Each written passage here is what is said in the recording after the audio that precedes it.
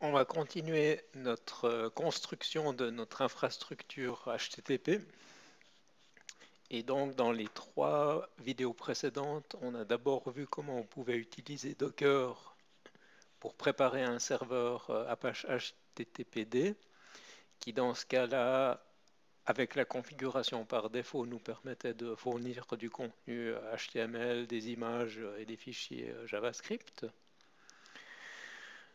On a vu dans les 2 dernières vidéos comment on pouvait utiliser Docker pour packager et distribuer des applications dynamiques. Vous vous souvenez qu'on avait une toute petite application construite au-dessus du framework express.js qui retournait un tableau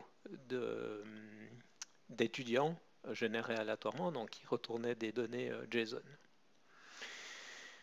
Dans les 3 vidéos, ce qu'on avait fait, c'est qu'on avait mappé le port du conteneur sur un port de l'AVM et donc on accédait directement à ces conteneurs, c'est-à-dire on accédait directement, on passait par le port de l'AVM, mais depuis l'extérieur, on parlait bien aux conteneurs Apache, respectivement au serveur Express.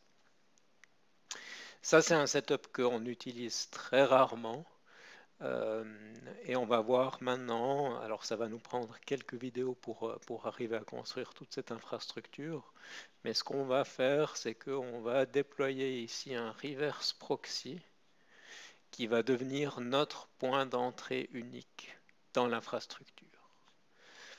Pour ça, on va utiliser de nouveau le serveur HTTPD de Apache.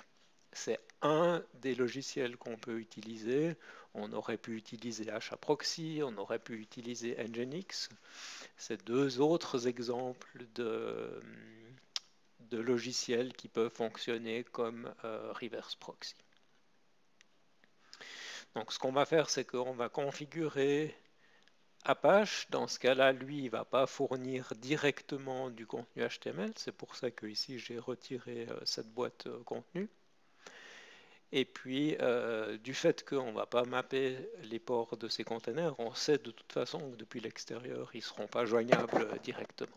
Donc ça, c'est bien pour des questions de sécurité. Mais on va voir que ça a d'autres avantages dans les prochains setups quand on va faire de la répartition de charges par hasard, par exemple.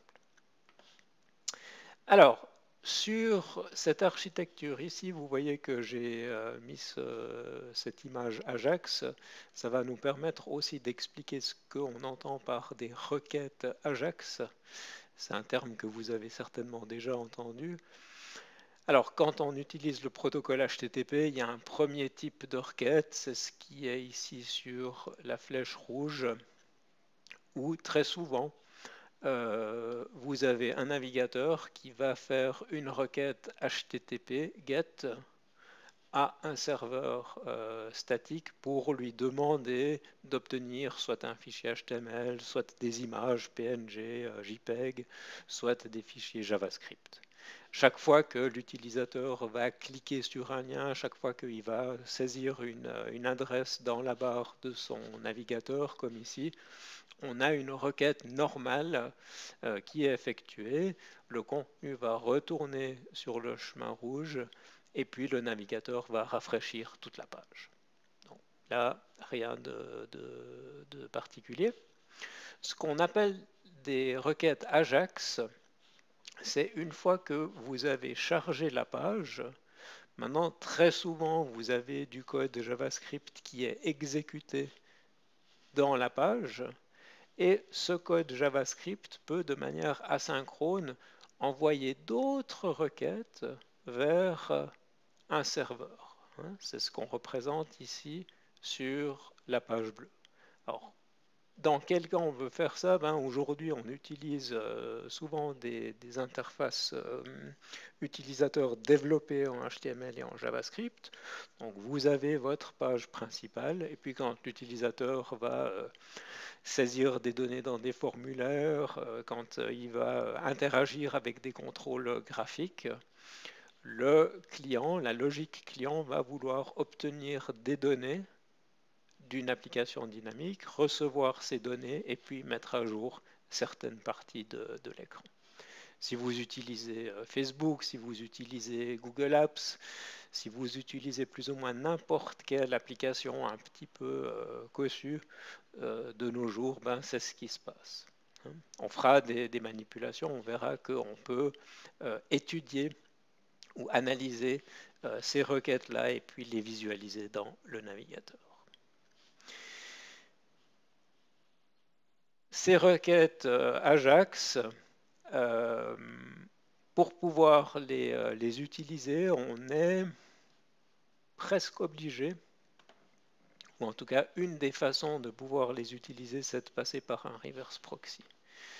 Si vous allez voir cette page qui décrit ce qu'on appelle la Same Origin Policy, qui est un mécanisme de sécurité qui a été spécifié pour prévenir certaines attaques. Qu'est-ce que cette politique nous dit?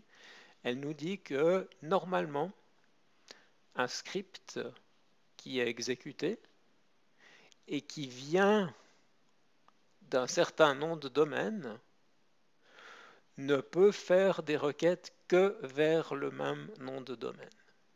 Alors, si je travaillais directement avec les adresses IP, et si j'avais chargé ce JavaScript depuis cette adresse IP, alors le navigateur vérifierait que les requêtes Ajax peuvent uniquement retourner vers cette adresse IP. Si j'essayais d'envoyer une requête Ajax vers cette adresse IP, le navigateur dirait non, c'est une violation de la Same Origin Policy.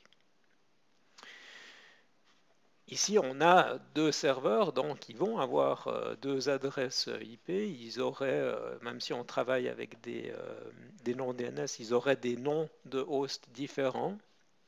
Et donc, on serait embêté pour pouvoir dire, ben, je charge le contenu statique et le script JS depuis cette machine, depuis ce nœud, et puis je fournis les données depuis ce nœud.